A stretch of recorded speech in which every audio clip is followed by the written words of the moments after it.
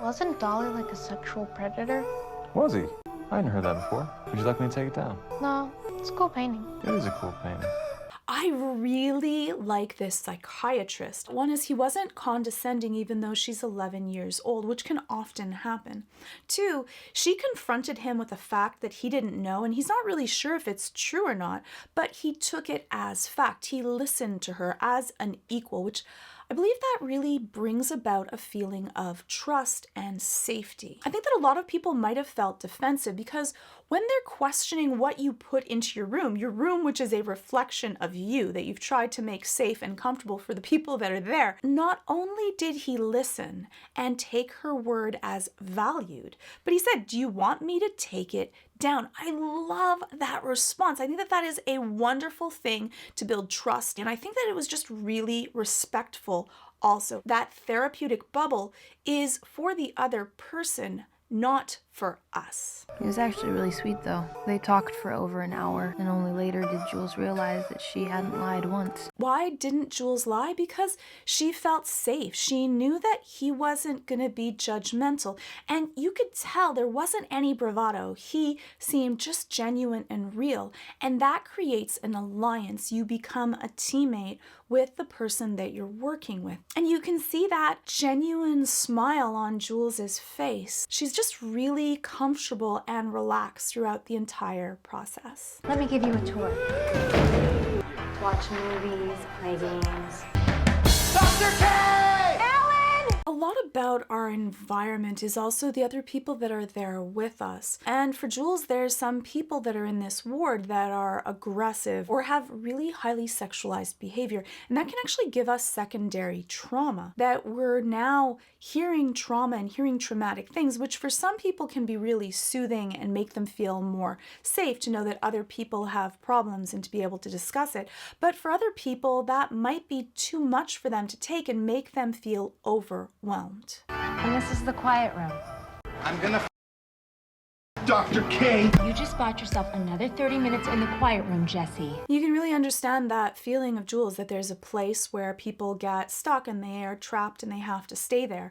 Now, sometimes this is for someone's safety, but that feeling of not having control over what you do can be really scary. And that's when Jules realized this wasn't a tour at all. Mom!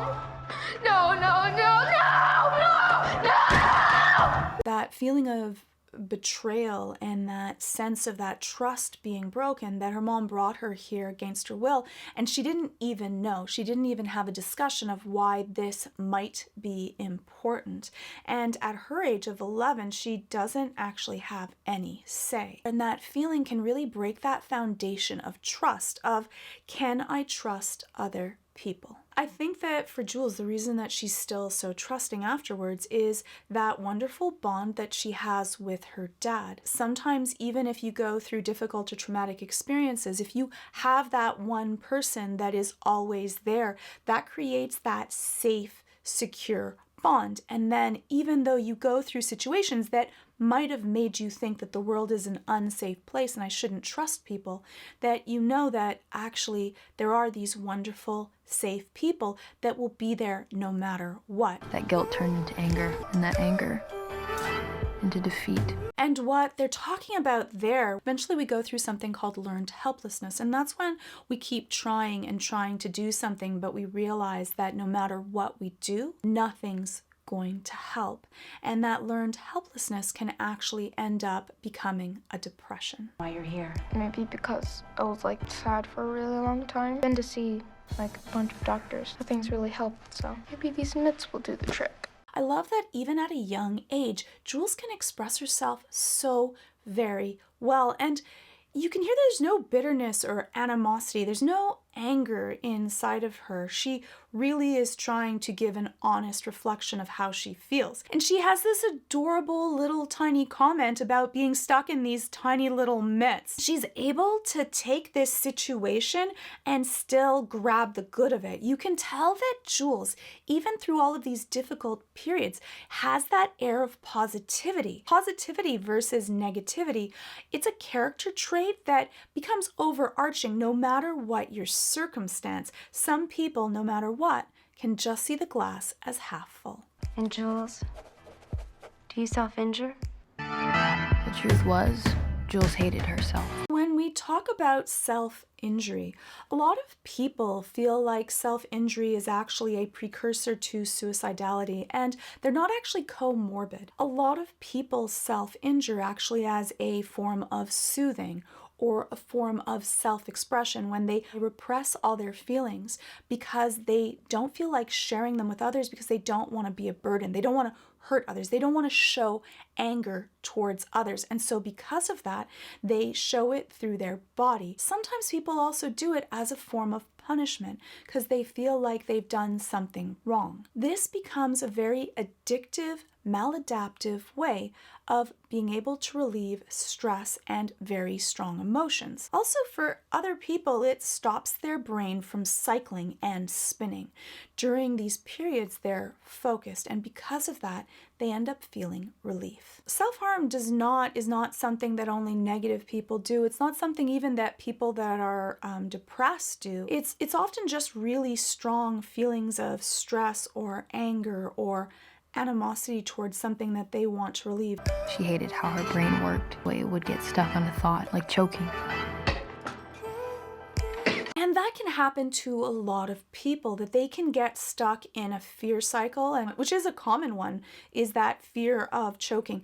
Often it's something that we can't control or something bad that could happen. And so when people might eat, they might have this fear, and because they have this fear, it increases their stress, and because they're increasing their stress, anything that they get their mind stuck on, and once they start to cycle, it becomes really difficult. Now, for the ones that are like choking, it's because this would be a situation that we may not have control over, and it can be really scary. And that's often the area where anxieties are. Be present. This is hard. You see the way that her dad interacts. One is he's cued in. He's not scared that she's going through this anxiety and she's worried. And he's speaking to her in a really calm, soothing, relaxed voice, letting her know that he's there for her to be present and we're gonna get through this. And that's really important. If he yelled at her, got angry, ignored her, or got anxious himself, it could actually make her feel worse and make the situation worse. She didn't just hate her brain, though. She hated her body. And that's so hard. It's so difficult when you are unhappy with the skin that you're in. We don't choose the shell that we're stuck in, and for Jules, she's really unhappy with that because she's bathed upon that negativity and she feels like she doesn't have any control over it. That's probably one of the other reasons that have caused her this depression. Her depression, she said, started around the age of 8, and that's when our self-identity begins to form. We start to think of ourselves into what position, what placement in the world do I fit into, and am I comfortable with that or not? She hated her life. Jules developed a few coping mechanisms. None of them healthy. So that's why her parents brought her to the unit, because no doubt they recognized that she was doing some really maladaptive coping techniques, and her parents didn't feel like they had the tools to be able to best help her. I did something really stupid. I'm sorry. Please don't be mad at me. And Jules ended up cutting herself as a coping mechanism. And even though here she is standing and bleeding, her first worry is she's sorry, she did something stupid. And to think that even though she's really damaged, her first thoughts are not to have someone else be angry at her. And that shows a lot of who Jules is as a person. She cares for others and she doesn't want to be a burden upon them, and she doesn't want to have them be angry at her. Eventually, Jules got better and came home. When I'm working with people that go through maladaptive coping techniques, such as cutting, we go through tracking what were the initial feelings that made you want to go through this, and also the ability to self-express and the ability to deal with cycling thoughts or negativity so that they have other methods to deal with it. And then we go through other ways to stress relief. And so we kind of hit it from a multimodal approach. So if we find out the reasons for it, we can solve the problem much more easily. And then we can go through the habit-forming and addictive properties to this maladaptive coping technique. Her dad quit his job to be closer to home, which she liked because she loved her dad. And I love that. I love her dad, made the choice to be able to stay closer to her because of how important she was to him, and her leaning on him, that feeling of trust and safety while they're bathed in the light of the television is really beautiful. By 13, she started to transition. I love that you see her father looking at her with these wonderful, loving, and accepting eyes when they're going to the doctor to see how to properly transition. You have that wonderful feeling about him fully accepting her, and not just accepting who she is, but him being part of the journey with her.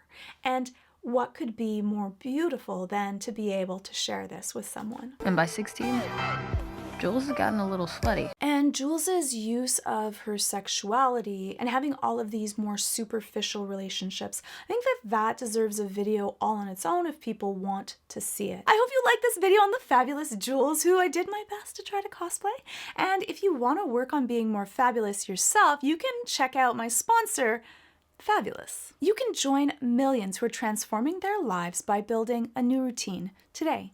Fabulous is the #1 daily routine app to help you build better habits. Habit changing and building is hard. Fabulous makes it easier for anyone that wants to develop and stick to healthy habits. You can build your own approach to living better based on your needs and wants. I chose going through the mental health route. Shocker.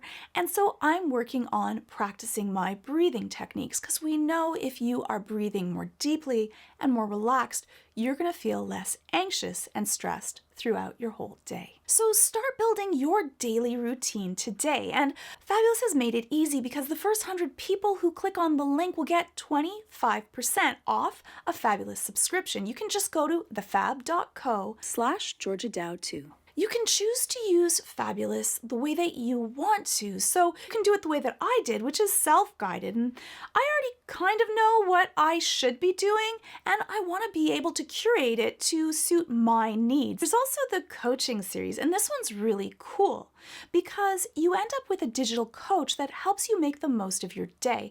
And the coaching sessions are 3 times per day, specifically designed in the morning, afternoon, and evening.